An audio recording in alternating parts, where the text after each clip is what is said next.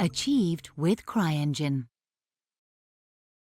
Hello everyone, and welcome to another video game series. This will be my introduction video to Crysis. So, a little bit of history here. First of all, Crysis was originally released on PC in 2007, which in a way seems almost like yesterday, but in fact was quite some time ago. It was developed by Crytek and published originally by EA.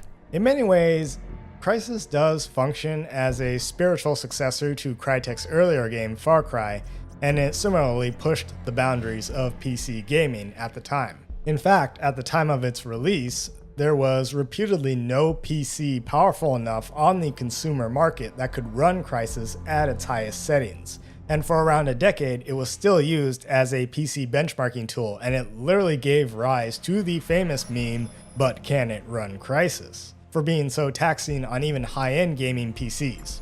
In fact, it literally made PCs reportedly with cheap power supplies explode. Now, as I recall, the desktop PC that I played the original Crysis on had a GeForce 8800 GT in it, but I certainly could not get the highest settings out of it. Later on, I replayed Crysis on a gaming laptop that had two GeForce GTX 780M cards. That is, they were the laptop mobile versions of the cards. Nowadays, of course, any average gaming PC can pretty much run the original Crysis, but then again, technology and software has advanced, so running the original Crysis, while you still probably can do it, it may not run as efficiently. Now, as much as it was lauded for having the most realistic and demanding graphics ever, it was also denounced upon its release for being the most expensive tech demo ever.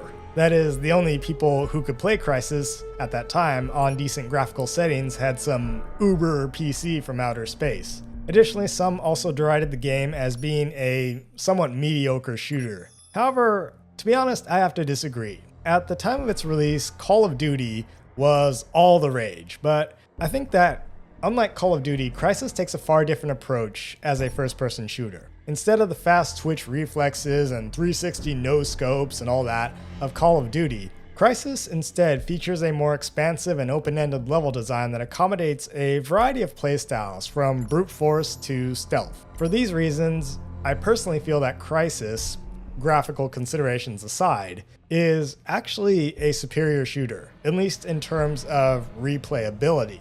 And for those who know me, they know that I love replayability in my games.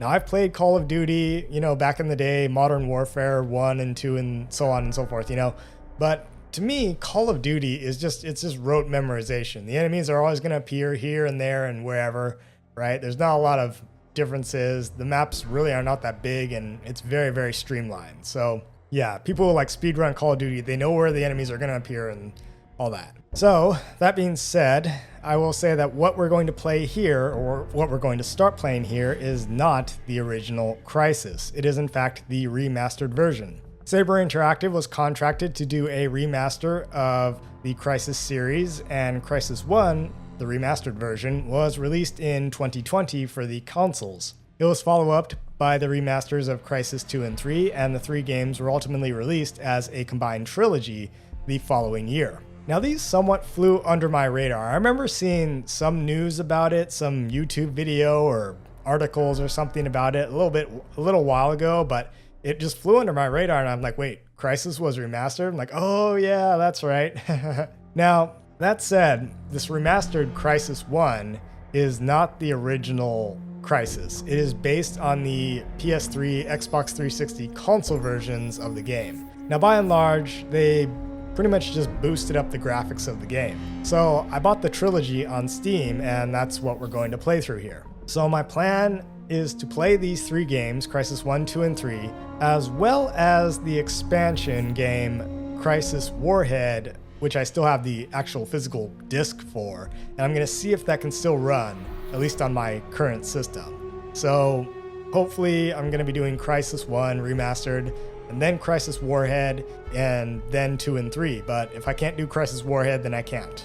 Anyway, I'll also be playing this game stock with no mods and on their hardest difficulty setting of Delta difficulty. Now, this is not to show how much of like a badass I am or whatever, but rather I feel that the Delta difficulty actually removes a lot of the gameplay assists and crutches that actually make the lower difficulties a little bit too easy, so to speak. While at the same time it remains challenging for the player, but not quite to the point of being unfair. Now, as you can see at the bottom here, when I put on a Delta difficulty, it turns the crosshairs off, it restricts to normal iron sights, and it turns off grenade warnings, it forces normal binoculars, and it makes the enemies speak in their native Korean. This is probably one of the first games I ever saw where the enemies actually spoke a different language, at least, to some degree.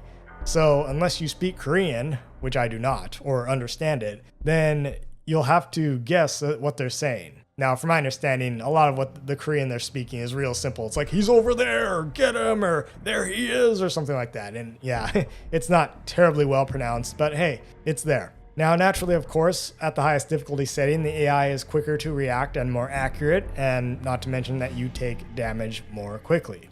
That being said, we're just going to play through this mission by mission on the highest difficulty each time, and we're going to go through this as usual. I think on the very first gameplay video on mission number 1, I'm going to record the commentary live, and everything after that, I think I'll just do post commentary. So anyway, that's how we're going to do it. So stay tuned for more Crysis.